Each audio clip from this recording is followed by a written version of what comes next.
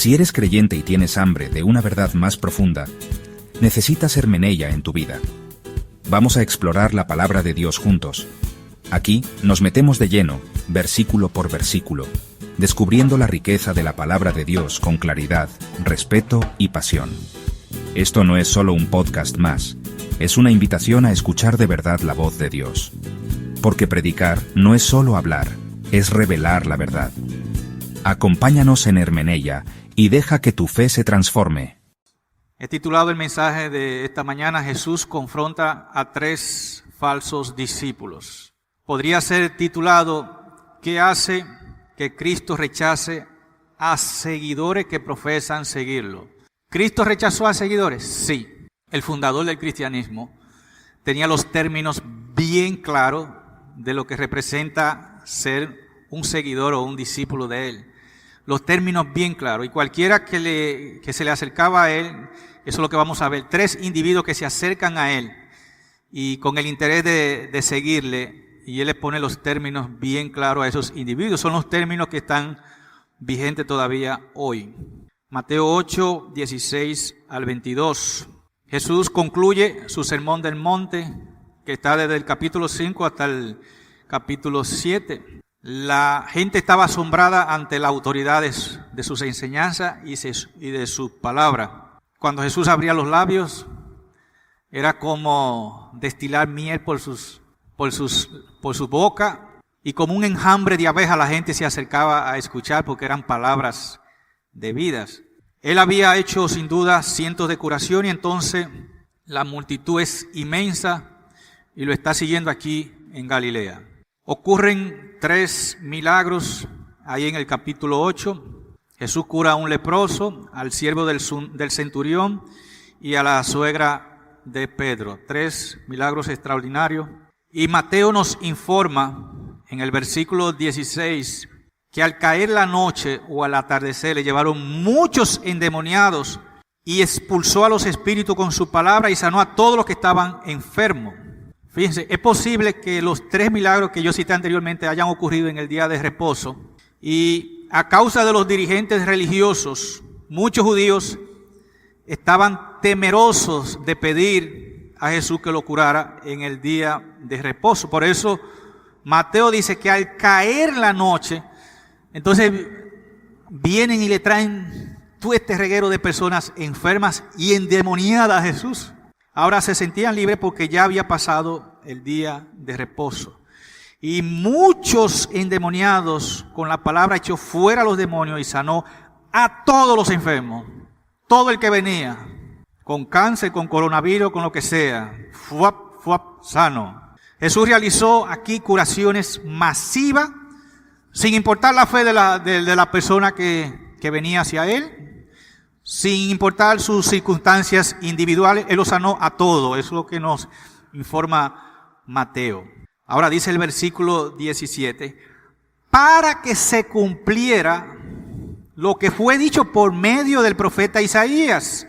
Eso ya estaba escrito 700, 800 años atrás por el profeta Isaías 53:4, cuando dijo: Él mismo tomó nuestras flaquezas y llevó nuestras enfermedades. En otros términos, Él se hizo cargo de tu enfermedad. Eso es lo que está diciendo Isaías.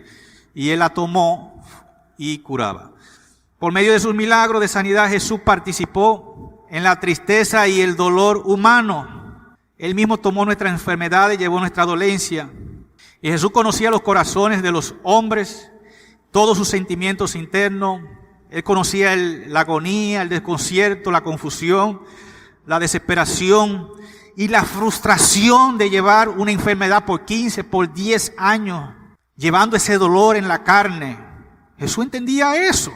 Y como Dios es amor, Dios es bondad, Él sobrellevó y dijo: traed su enfermedad y sus cargas, yo los sanaré y los haré descansar. Y Él tomó nuestras enfermedades, llevó nuestra dolencia, en el sentido de que Él vivió y sintió el poder destructor de la causa primordial, que es el pecado. Jesús no lloró sobre la tumba de Lázaro en remordimiento por la muerte de un querido amigo. Lloró debido al poder milagroso, poder del maligno y pecador que traía el sufrimiento. y la muerte en todo ser humano. El pecado, la enfermedad y la muerte están todos inseparablemente ligados a la maldición. Entonces Jesús cura debido a su divina y amorosa compasión por aquellos que estaban sufriendo y por los seres queridos que padecían con ellos. Él curó porque odiaba la enfermedad y la dolencia, las cuales nunca fueron parte del plan de Dios, fue consecuencia del pecado. Y por eso Él mostró bondad hacia las personas que tenían años padeciendo de enfermedades. La enfermedad y la muerte no pueden eliminarse de forma permanente hasta que el pecado no sea quitado de modo definitivo. Cristo murió por nuestro pecado, Él conquistó la muerte, pero sus seguidores todavía siguen muriendo, y Él venció el dolor y la enfermedad, pero su pueblo todavía sufre y se enferma porque el cumplimiento final de la obra redentora de Cristo es para el futuro. Por eso Él dice, perseveren hasta el fin. El que persevera hasta el fin, este será salvo. Entonces el mensaje central del Evangelio es libertad del pecado. Se trata de las buenas nuevas acerca del perdón, no de la salud. Cristo fue hecho pecado, no enfermedad, y murió en la cruz por nuestros pecados, no por nuestra enfermedad. Pedro lo dice claro en 1 de Pedro 2:24. Llevó él mismo nuestro pecado en su cuerpo sobre el madero, para que nosotros, estando muertos a los pecados, vivamos a la justicia. Es difícil entender por qué una persona dejaría de aceptar a Jesucristo como Señor y Salvador, incluso después de oírle hablar o de ver un milagro extraordinario. Eso es algo que no se entiende. Sin embargo, el pueblo siguió rechazando a este incomparable Jesús. El mismo Jesús estaba maravillado de la incredulidad de ellos. Estaba impresionado. Wow, pero ¿cómo esta gente no creen? ¿Cómo pudieron presenciar una y otra vez el poder de Dios y ver cosas extraordinarias? Y Jesús mismo lo explicó en Juan 3:19 al 20. La luz vino al mundo y los hombres amaron más las tinieblas que la luz, porque sus obras eran malas. Es un problema de oscuridad que hay en el hombre. La mayoría se sienten atraídos por el carisma y el poder de Jesús, se asombran de las cosas maravillosas que Él dice y hace, pero no en serio. Siguen de lejos a Jesús deseando emocionarse, pero no ser transformados, ser entretenidos, pero no ser salvados.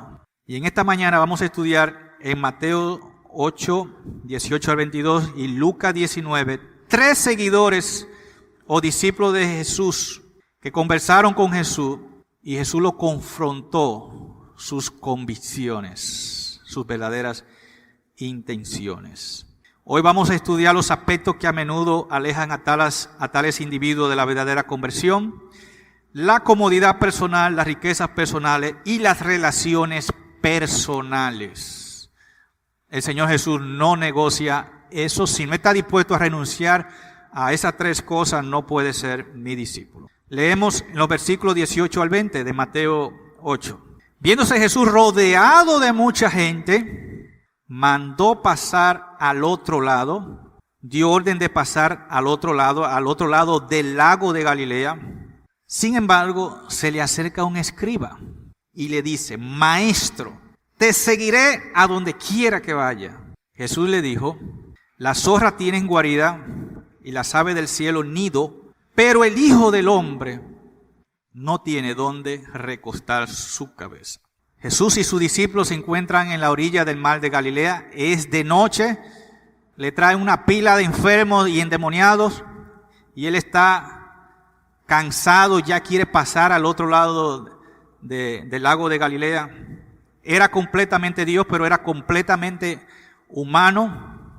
Necesitaba descanso y un respiro ocasional. Y cuando Jesús decide atravesar el lago, acaba de sanar a los enfermos y terminar su labor por ese día, ya sumamente cansado, se le acerca un escriba.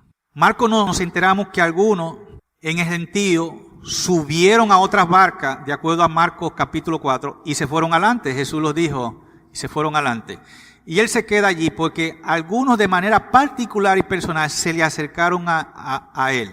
Algunos de estos discípulos estaban en la encrucijada de la decisión, me meto al barco, renuncio a todo lo que tengo de este lado y sigo a este hombre sin problema. Entonces, antes de subir al barco, entonces se le acercan a Jesús. Y vamos a ver a esas tres personas en nuestra lección esta mañana. Y primero es el escriba que le dicen, maestro, a donde quiera que tú vayas, yo voy contigo. Los escribas eran la autoridad de la ley judía. Estaban estrechamente asociados con los fariseos. Eran personas que tenían su vida resuelta. Eran los académicos en Israel. Eran muy educados. Eran muy leales al sistema de tradiciones religiosas. Típicamente los escribas eran maestros. Eran los que interpretaban la ley. Ellos no seguían a maestros porque ellos eran los maestros. Y de manera especial eran renuentes a seguir a un maestro como Cristo, quien no solo no había sido educado en una escuela rabínica, sino que en realidad denunciaba las tradiciones que ellos practicaban. Por tanto, él se dirige a Cristo como maestro. Le dice maestro. Es decir, allí en el círculo íntimo de los discípulos se quedan asombrados que ven este escriba, este tipo académico de Israel que interpretaba, el gran intérprete de uno de los grandes intérpretes, se quedan asombrados porque le llama un maestro, le dice maestro a otro. Yo de manera incondicional, ir a donde quiera que tú vayas, le dice el escriba a Jesús. El escriba está impresionado. Jesús acaba de sanar a una multitud de gente, expulsando demonios, personas que venían echando espuma por la boca y extrayéndose y todo eso. Y Jesús con su palabra lo sanaba. El escriba está asombrado. A diferencia de muchas iglesias y organizaciones cristianas de hoy que están ansiosas por abrazar a cualquier personalidad famosa que hace una profesión de Cristo, Jesús sabía que una fuerte profesión de fe no refleja necesariamente un fuerte compromiso. Si este hombre se apareciera hoy, le diríamos, oh, muy bien, eres muy bienvenido a nuestra iglesia, estamos muy dispuestos a hacer eso. Pero Jesús no estaba dispuesto. Jesús respondió a la declaración del escriba haciendo una afirmación propia. Él no cuestionó la sinceridad de este hombre, sino que él le dijo lo siguiente. La zorra tiene madriguera y las aves del cielo nido, pero el Hijo del Hombre no tiene dónde recostar la cabeza. ¿Cómo se relaciona eso? El escriba le acaba de dar una declaración a él de que lo iba a seguir para donde quiera. Y Jesús le dice un proverbio.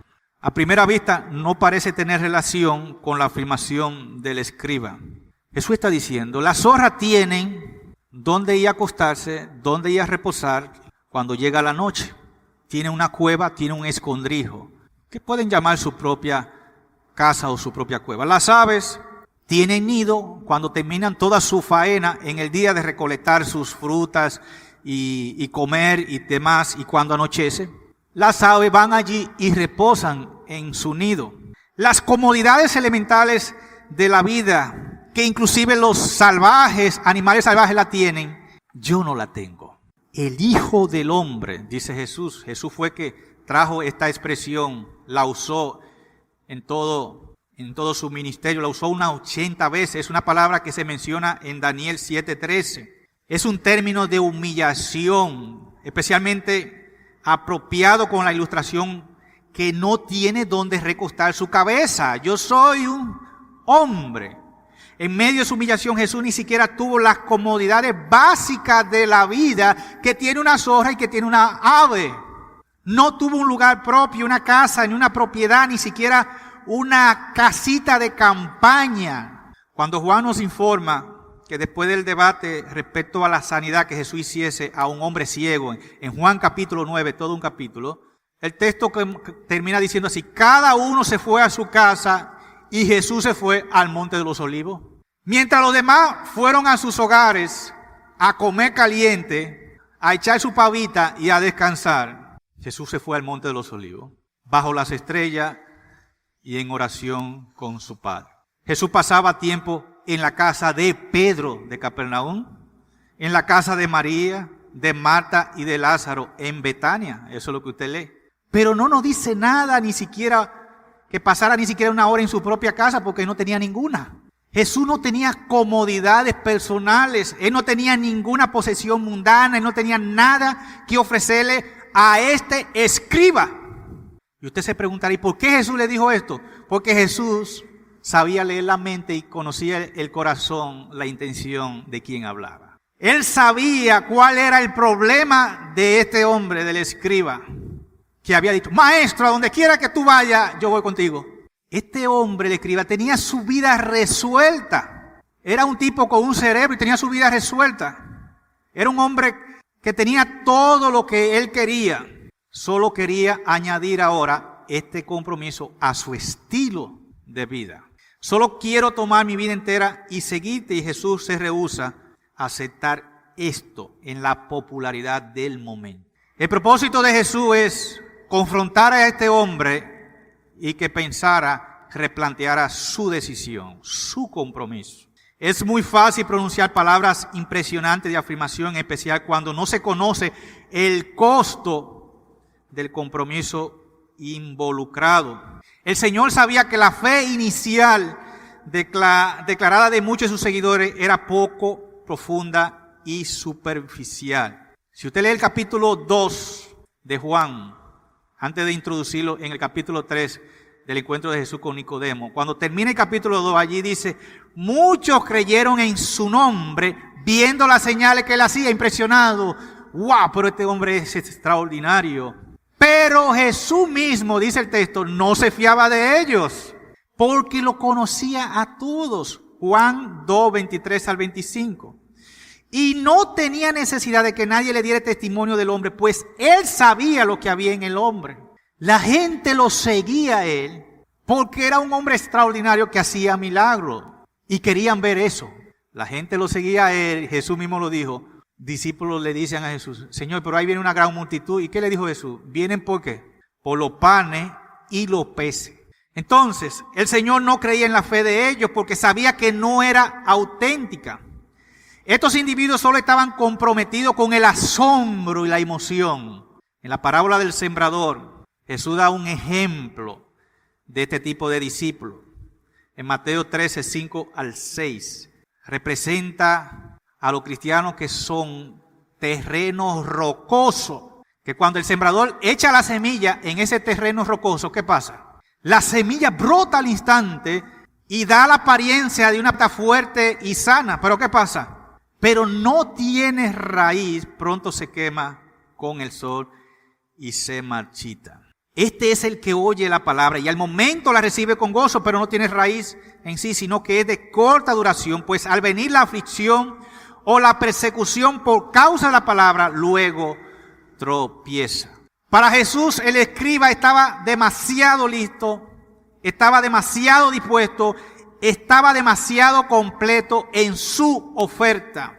Este hombre nunca comprendió el principio básico del discipulado y es la negación de uno mismo.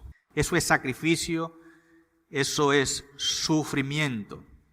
Y Jesús lo confronta con un proverbio diciéndole, las zorras tienen cueva, las aves del cielo nido, más el Hijo del Hombre no tiene dónde recostar su cabeza.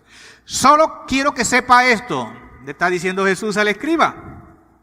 No vas a encontrar comodidad en el cristianismo. Eso es lo que le está diciendo Jesús al escriba. Todo evangelio que se proclama vendiéndole a la gente idea de prosperidad y de bendición es un evangelio falso, porque ese no es el evangelio que predicó Jesús. Jesús acaba de confrontar a un tipo de seguidores que están emocionados ante sus milagros, que están emocionados ante su ministerio y que tienen su vida resuelta y van ante él y le dice, querido, aquí no hay comodidad. Hasta que tú no te niegues, hasta que tú no renuncies a lo que tú tienes, a lo que tú eres, no puedes ser mi discípulo. ¿Sabe lo que dice el siguiente versículo sobre el escriba? Nada. Se esfumó, se desapareció, no siguió a Cristo. Jesús con su proverbio ahí lo paró en seco. Yo quiero seguidores genuinos, no seguidores emocionales y falsos. ¿No es Jesús tan diferente a nosotros? Nosotros endulzamos el mensaje, Queremos presentarlo de tal manera que todo el mundo pueda entrar de la manera más fácil como sea posible. Pero Jesús no lo hizo así, lo presentó de una manera tan difícil que solamente se colaban aquellos que renunciaban y se negaban. ¿Qué le dijo Pedro a Jesús? Nosotros lo hemos perdido todo por ti, Señor. Todo. Mi negocio que yo tenía, todo lo dejé. Jesús le dijo, le hizo así con el dedo. Bien, tu recompensa la tendrás en el cielo.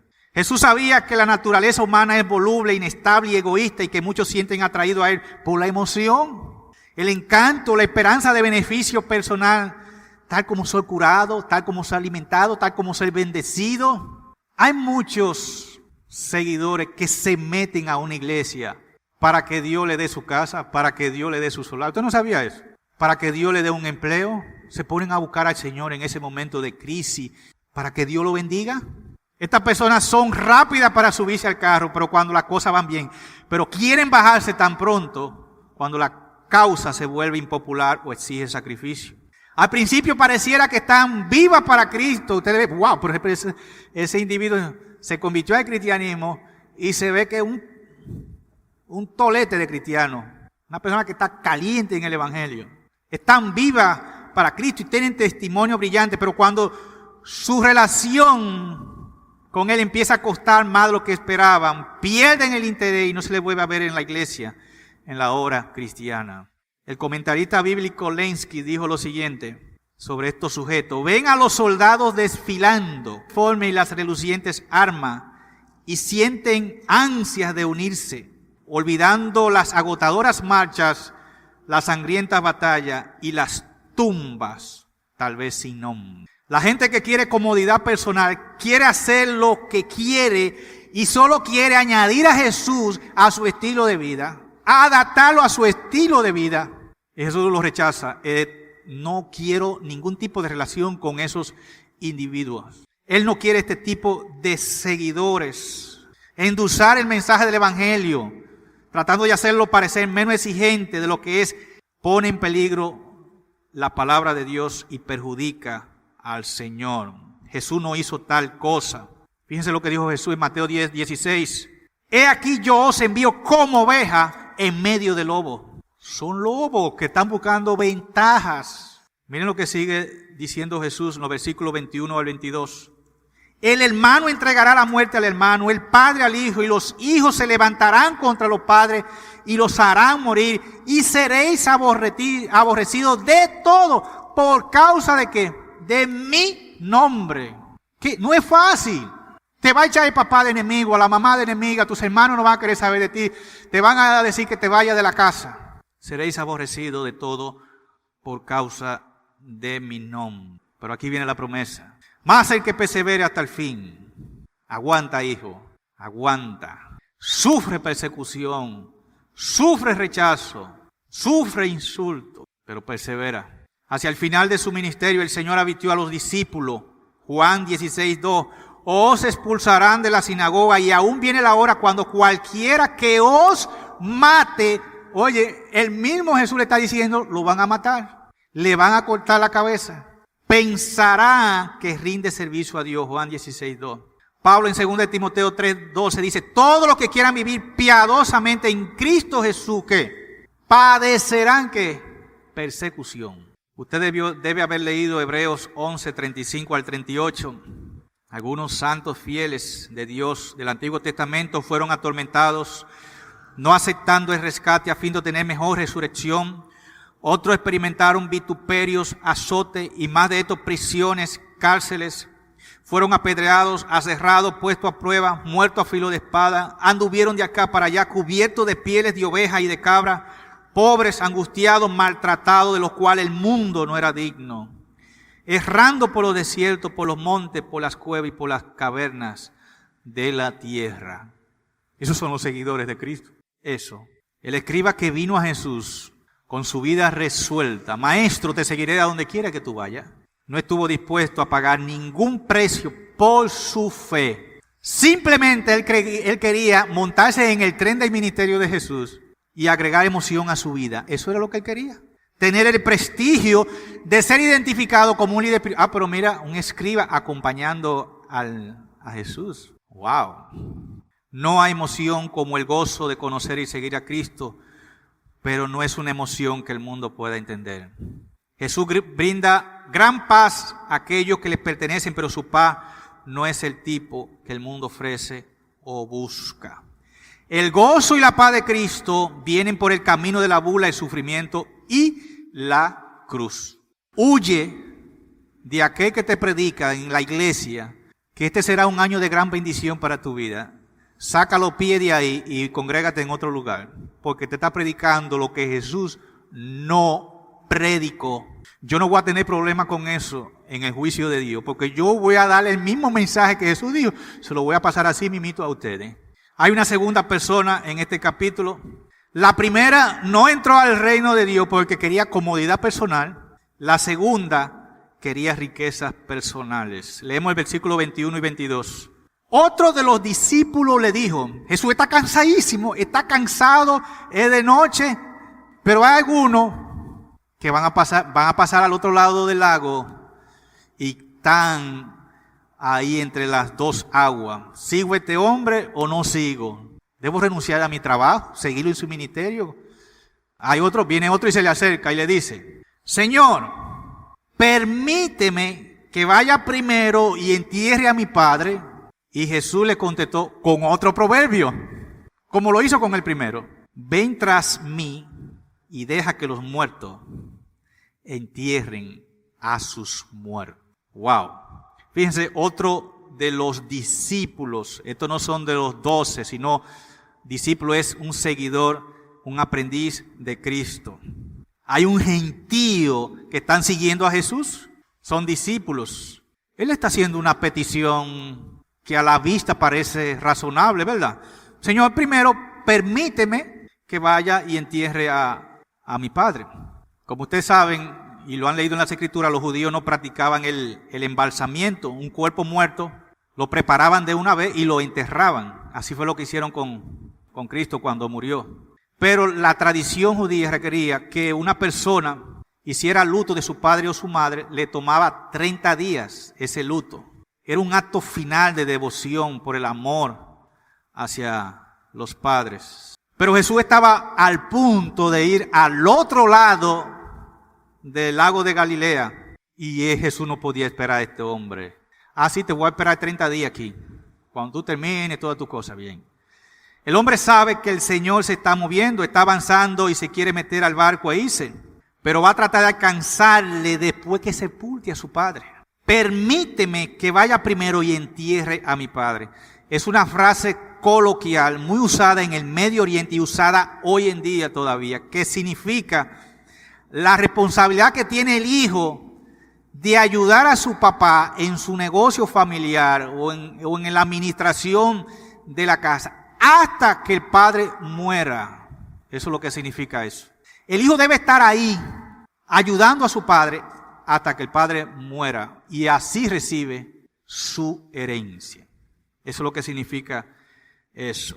Primero tengo que ir a sepultar a mi padre que ni siquiera está muerto. ¿Puedo quedarme nada más a esperar esto? Entonces, cuando mi papá muera, me van a dar mi herencia. Vayan entendiendo. Entonces, cuando reciba mi herencia, vengo con los bolsillos, los 4 bolsillos llenos, lo de adelante y lo de atrás. Entonces me integro al movimiento y vamos a usar esto en tu causa. Eso es lo que le está diciendo el hombre a Jesús. El hombre tenía el dinero en su mente. Su padre ni siquiera estaba muerto. El segundo discípulo no quería arriesgarse a perder su herencia. No, porque el compromiso exigía que tú debías estar para recibir tu herencia con tu padre hasta que él muriera. Entonces él le dice a Jesús, déjame cumplir con ese compromiso de mi familia, estar con mi papá, y luego entonces yo me integro a tu ministerio y voy contigo a toda parte. Eso es lo que le está diciendo el hombre. Y Jesús lo para y le dijo que deja que los muertos, ¿qué? Entierren a sus muertos. Son 2 proverbios. La zorra tiene cueva y las aves su nido. Deja que los muertos entierren a su muerto. Permite que el mundo ocupe de las cosas del mundo. Eso es lo que está diciendo Jesús. Aquellos que están espiritualmente ciegos que están muertos, tal como lo presenta Pablo, usa esa figura de que el hombre en pecado está muerto. Jesús dijo, deja que esas personas que están muertas espiritualmente, ¿qué? Se encarguen de sus propios asuntos. Deja que los que están muertos espiritualmente sepulten a los que están muertos físicamente. Cuando vamos al relato de Lucas, entonces encontramos que Lucas en el capítulo 9:60 le agrega lo siguiente. Jesús le dice, tú ve y anuncia el reino de Dios. Le dice a este segundo discípulo. Entonces la responsabilidad principal de un individuo como discípulo de Jesucristo sería predicar el evangelio. Eso es lo que está diciendo Jesús. Deja que los muertos entierren a sus muertos. Ve y predica el reino de Dios. La responsabilidad del cristiano no es seguir e imitar al mundo, sino ser un testigo para el mundo en el nombre y el poder de Cristo. Su ciudadanía está ¿dónde? En el reino vivo y eterno de Dios, no en el reino de los muertos y decadentes de este mundo. Eso es lo que le está diciendo Jesús a este hombre, a este seguidor. Entonces, el primer proverbio que Jesús le dice a su primer seguidor, es decir, yo no tengo comodidades y aquí no hay comodidad. En el reino de Dios no hay comodidad. Y este segundo significa que la gente que está muerta espiritualmente entierren a sus muertos. Deja que el mundo secular se encargue de sus problemas. Usted ha sido llamado al reino de Dios. Los asuntos pasajeros del mundo es el ir y venir de la gente, el ir y venir de las fortunas de uno y lo otro. Es parte de un sistema muerto. Eso es lo que está diciendo. El engranaje que mueve al mundo es un sistema muerto. Eso es lo que está diciendo Cristo. Tú eres llamado a un reino vivo, ve y predica el reino. ¿Qué pasó? Jesús le dijo, el igual que primero, ¿qué? Desapareció. Mi herencia, en otras palabras, le quiso decir a Jesús, no, yo no voy a renunciar a mi herencia. Desapareció, no siguió a Jesús. A él le gustaba la emoción de los milagros. Esto era algo fabuloso y quería seguir, pero no había compromiso. Él quería su dinero, su herencia. Las exigencias de Jesús eran demasiado alta y siguen siendo la misma hoy. Es lo mismo. Me recuerda al joven rico, Mateo capítulo 19. Maestro, ¿qué haré para heredar la vida eterna? Y Jesús así, con rayos X, miró su corazón. Y de una vez identificó el problema de este hombre. ¿Tú quieres tener la vida eterna? Ok. Versículo 21, si quieres ser perfecto, si quieres cumplir la voluntad de Dios perfecta, anda, vende todo lo que te tiene y dáselo a los pobres, y ven y tendrás tesoros. ¿Es así como te salva? No. Vendiendo todo lo que tiene y dándoselo a los pobres, no. Pero si tu dinero, como lo vio Jesús en el joven rico, estaba arropando su corazón, si es un estorbo, entonces debes renunciar a él. Si tu dinero es lo que te mantiene alejado de Dios y el dinero es el Dios, entonces Jesús puso la condición bien clara y fuerte. Tienes que deshacerte de él, dáselo a los pobres. No te salva a deshacerte del dinero, no. Simplemente quita el obstáculo para que pueda entrar al reino de Dios. Así de sencillo. Vamos al tercer discípulo. Mateo no nos lo menciona aquí, pero cuando usted va a Lucas, sí aparece este tercer discípulo. En Lucas capítulo 9, vamos allá. Lucas capítulo 9, versículo 61. También otro dijo, te seguiré, Señor, pero primero permíteme despedirme de los de mi casa. ¿Y qué le dijo Jesús? Pero Jesús le dijo, nadie. Son palabras fuertes, son palabras determinantes, radicales del fundador del cristianismo. Nadie que después de poner la mano en el arado mira atrás es apto para el reino de Dios. Esta afirmación parece en apariencia razonable también, ¿verdad? Permíteme que me despida de mis padres, de los que yo amo, de los que están en mi casa, parece. Pero Jesús conocía el corazón del hombre. Ese es el problema. Dios en persona. Su motivación era débil y su lealtad estaba dividida. Él estaba atado a la falda de sus padres. Eso es lo que Jesús está mirando. Y se hallaba bajo el dominio y el control de estos. Ninguno que poniendo su mano, le dice Jesús, en el arado, mira hacia atrás, es apto para el reino de Dios. Una persona no puede realizar de manera satisfactoria el trabajo que tiene a la mano si continuamente está mirando su trabajo y sus lealtades pasadas, dice Jesús. Una persona no puede seguir a Jesucristo si todavía anhela los caminos de la antigua vida. No puede ser mi discípulo. Él está bajo la presión, el poder, la influencia y el dominio de los padres. Y Jesús sabía que si este individuo iba allá, ¿qué iba a pasar allá? Lo iban a acorralar y decir, óyeme, ¿qué decisión que tú estás tomando? ¿Cómo así? Que tú vas a seguir a fulano de tal. Pero tú estás loco, Nosotros te estamos manteniendo aquí, tu padre y yo. Usted está bajo la tutela nuestra. Y Jesús le dijo, si te vas, no eres mi discípulo. Si te vas, te queda allá. Yo conozco tu corazón. Hay muchas personas así, vienen a Cristo, pero le da miedo que su familia pueda decir. Usted lo sabe, usted conoce historia de eso. Lo que su familia pueda hacer, lo que su papá pueda decir. Pero que si yo me arrepiento, me entrego al cristianismo, mi papá me va a votar. Usted lo conoce, usted conoce esa historia. Y Jesús dijo, ¿quieres ser mi discípulo? Eso tiene que suceder. Les da miedo ser aislados y por eso se quedan en un sistema religioso falso o se mantienen alejados de Cristo por el temor de sus familias, de sus compromisos personales, de sus lealtades. Hay esposas que por ser leal al esposo han renunciado a Cristo. Y Cristo dijo, no puede ser mi discípulo. No puede. Esposos que por no escucharle la boca a su esposa, deciden que no me voy a congregar ya. Entonces Jesús dijo, tú eres así, no eres mi discípulo, no puedes ser parte de mi reino. Mateo 10, 34 al 38, ahí usted va a entender eso ahora. El compromiso es total, sin reserva y en absoluto. Mateo 10, 34 al 38. No piensen que he venido a traer paz a la tierra. No vine a traer paz, sino que espada, persecución, rechazo, te botarán de la casa. Porque vine a poner, ahí está, al hombre contra su padre. Este papá que es católico, sus abuelos, su bisabuelo, todos sus ancestros de los años 1600 son católicos. Y se la pone clara a su hijo, óyeme, si te sigue congregando, agarra tu ropita. Eso es lo que está diciendo Jesús aquí. Vine a poner al hombre contra su padre, a la hija contra su madre y a la nuera contra su suegra. Y los enemigos del hombre serán, ¿qué? Lo de su propia casa. Yo sé que hay muchos esposos, esposas, que tienen esposos y esposas que son inconversos.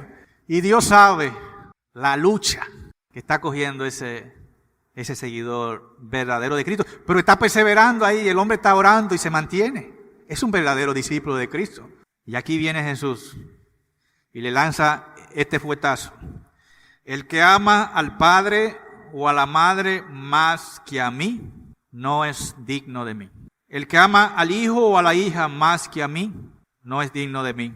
El que no toma su cruz, no es una cruz de bendición que tú vas a recibir. No es una cruz de bendición. Huye de lo que te están diciendo de las iglesias donde tú estás escuchando ese mensaje. Huye de ahí.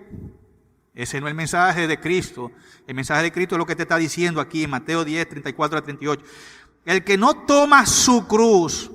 ¿Tú sabes para qué era que se tomaba una cruz antes? ¿Para qué era? Para morir. No era para pasear en los barrios. De que yo tengo una cruz aquí. Miren lo lindo que está decorada. No. Una cruz es símbolo de muerte. Todo individuo que usted veía que pasaba por ahí con una cruz, ¿qué decía? A ese lo van a crucificar. Ya, ni más ni menos. Jesús dijo, el que no toma su cruz y sigue en pos de mí, no es digno de mí. Cruz, persecución, rechazo, negación, hambre, persecución. Pregúntele a los hermanos de Nigeria hoy a los hermanos de Nigeria, los hermanos cristianos chinos que están pasando esa realidad. Pero no importa si te arrancan la vida, porque ya el Señor te dio la vida eterna ya, y tan pronto te arrancan el pecueso en 10 segundos, en la presencia del Señor, ya listo, problema resuelto. ¿Por qué es que estás agarrando tanto de este mundo? Dice Pablo que prefiero partir y estar con Cristo, para mí es mejor. Si una persona permite que algo los refrene de una lealtad total a Cristo, no es digno del reino de Dios. Y pues Jesús paró a estos 3 falsos discípulos, seguidores, que estaban emocionados y encantados por la hora que le estaba diciendo. Y lo puso en claro. Jesús no está hablando aquí del servicio cristiano, sino de la salvación. Dios nos salvará a alguien que llegue a él con condiciones. Tiene que renunciar a las relaciones personales, a las riquezas personales, a la comodidad personal. Todos son estorbos para seguir y ser discípulos de Cristo. Tiene que renunciar a todo eso. Yo amo a mi papá, dirán algunos. Quiere ser mi discípulo y él es una oposición al evangelio. Tiene que renunciar a ese amor a él. No puede ser mi discípulo. Yo amo a mi mamá, ella me trajo a luz, pero no quiere que yo sea cristiana. Renuncia a ella, dice Jesús, y sígueme a mí. Así de claro, que mi hijo es el que me mantiene. Y él me dijo que si yo sigo yendo a esa iglesia cristiana, él no me va a seguir manteniendo. Jesús dijo, renuncia a él. No importa, yo te voy a sostener. Muchos, dice Juan 6, 64 al 66, cuando escucharon todos estos requerimientos de Jesús, ¿qué pasó? Muchos de sus discípulos volvieron atrás y ya no andaban con él. No está dispuesto a cumplir mis requisitos. No es un asunto de adaptación y que déjame adaptar el evangelio a mi comodidad desde YouTube, desde mi casa. No tengo que congregarme, no tengo que hacer nada, todo aquí chévere, puedo servir a Dios. Y qué lindo escuchar canciones y pedir canciones. Jesús dijo, no, tienes que congregarte obligado, hermano, tienes que congregarte, tienes que ser parte de una comunidad cristiana. Si no lo haces, no eres mi discípulo. No eres mi discípulo. Venir a Jesucristo, mis hermanos, es llegar en sus condiciones, no en las nuestras. El Señor tal vez no quite comodidad de dinero o relaciones con otros, pero todas esas cosas y todos los demás hay que entregársela para que Él haga lo que le plazca, porque Él es el Señor. Si Jesús no es el Señor de la vida, no importa cuánto tú lo digas. Y termino con esta frase del obispo Wright, quien escribió: el camino más triste al infierno es el que pasa por debajo del púlpito, por delante de la Biblia, y por medio de advertencias e invitaciones. Espero que usted haya escuchado el Espíritu de Dios hablando a través de su palabra en esta mañana. Oremos. Bendito Dios, te alabamos y te glorificamos, oh Dios, porque somos indignos ante ti, oh Dios. Tú nos has dado tu palabra, oh Dios, para que conozcamos tu voluntad, Señor, bajo tus términos, bajo tus requisitos, Padre. Perdónanos, Señor, si hemos sido infieles al proclamarla o endulzarla, oh Dios, cosas que tú no hiciste cuando estuviste en la tierra. Tus términos fueron muy claros, oh Dios. Ayúdanos a entender, oh Dios, que si no hay negación, que si no hay cruz, si no hay sacrificio, si no hay entrega, si no hay renuncia, no podemos entrar en una relación contigo, Dios. Ayúdanos a entender eso, Señor. Ayúdanos, oh Dios, a valorarte como la perla de gran precio, el gran tesoro que está escondido, Señor, que es de un valor incalculable, oh Dios, que está por encima de las relaciones personales de padre, madre, de hijo, esposa e hijo, está por encima de la comodidad personal, está por encima de cualquier herencia, de cualquier riqueza, Señor. Tú eres nuestro tesoro. Ayúdanos, Dios, a ver eso con claridad en nuestra mente, Señor. En el nombre de Jesús. Amén. Hemos concluido otro encuentro en Hermeneia. Queremos expresar nuestro agradecimiento por su compañía, su tiempo y su interés en profundizar en la palabra. No olvide seguirnos en Spotify para no perderse ningún episodio. Y compartirnos con aquellos a quienes considere que les pueda ser de bendición. Nos encontraremos en el próximo episodio. Que Dios le bendiga.